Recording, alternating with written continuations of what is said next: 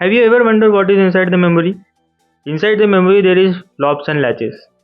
And for understand how this is coded, you have to see this whole video and you will master the coding of sequential circuit, which is mostly asked in interview. So first let's start with our D latch. So what is the code for D latch? First we will write module D latch and module. So if interview also you can use this method, right? Module and module. Then you can start with your code. I usually don't write my ports first. I write input, then I write D, and in latch we need enable, and then I write output as a Q. Then I see what is remaining. So I think reset is needed, so I will write reset. Then I will also see data type. Data type is needed.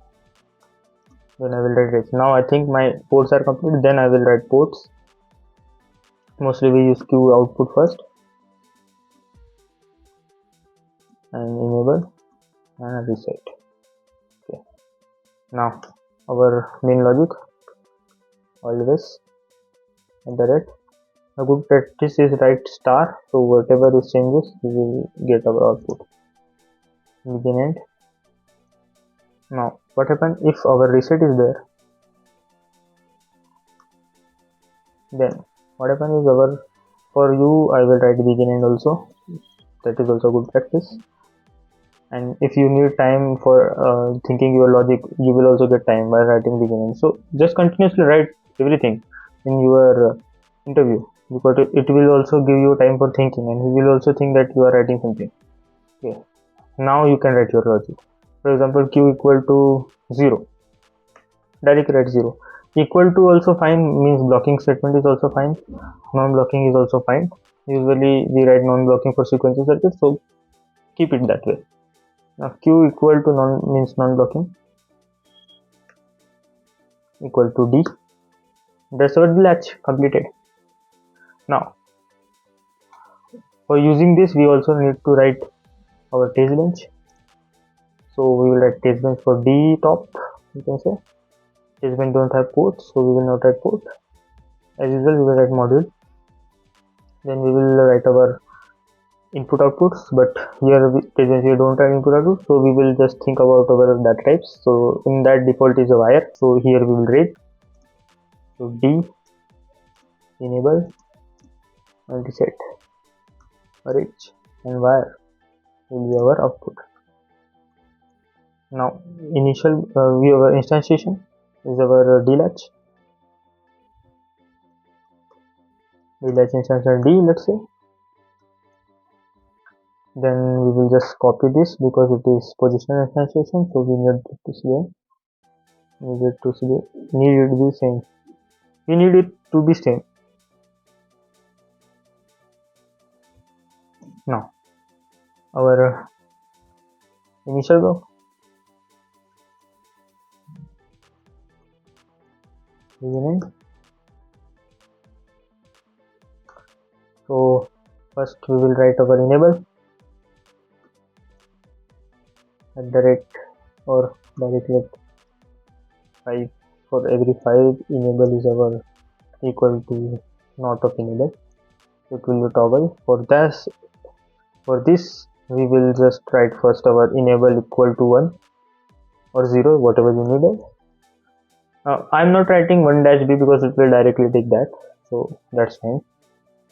Because in some interviewer asks, you can say that yes, I can write 1 tick b, 1 binary of b, that's also fine, but it will be taking 1 as a binary only by default, so that's fine. Now our reset should be 1 for first time, active high, and just give data to d equal to 1. After 5 nanoseconds, let's give it as a d equal to 0.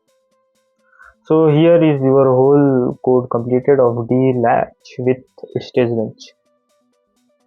Okay, so what should be our next question? Next question should be like, what if the interviewer asks to make this as a D flop. So our main logic which will changing is here our passage of clock will be there. Passage of clock. And in place of enable we will write clock.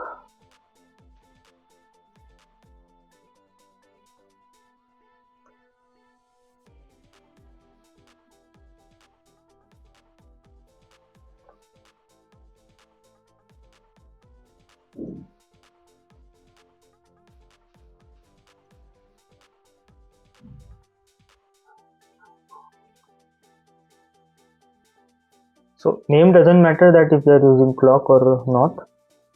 Clock means it is edge triggered, means every passage of clock it will be changing its output or it will be triggering its output. But before it was at level trigger. Whenever it is 1 then only it is changing. But whenever it is going 0 to 1 now it will change. So that's the difference between latch and flop. This one difference.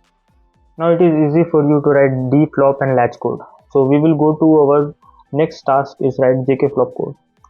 So we will write module as usual our module, then JK and end module. Next thing is our input output. Input will be where, so we will write J, K, output rich. As usual we will start with our output Q, J, K, reset, and most important clock which I haven't mentioned. Clock. All things is completed. Now next step is our logic. Always at the rate passage of clock begin end. Now in previous code I have told you that I can write with if else. Now I will show you another method which is case statement, which is easy. So first we can write like this: if reset, then begin end, we will say our q equal to 0 or non-blocking of 0. Next we can say else. Inside else we will write our code. This is my writing code, you can choose another way. I haven't used our q bar, but if interviewer asks, you can write q bar also, just add one line. So first we will say if there is J or K. Now as we will write our case statement, and I have created a video for 3 case statements, so you can see in short.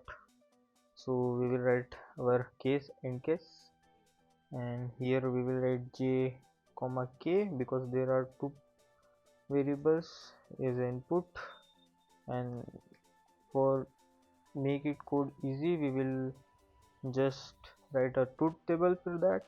For example 00, 01, 10,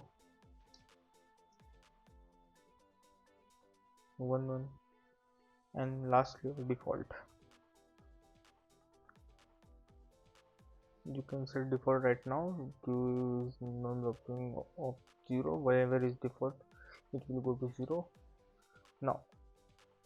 Now let's remember here our J is set and K is reset like SR latch. So remember 00 means previous value, so less than equal to previous value Q.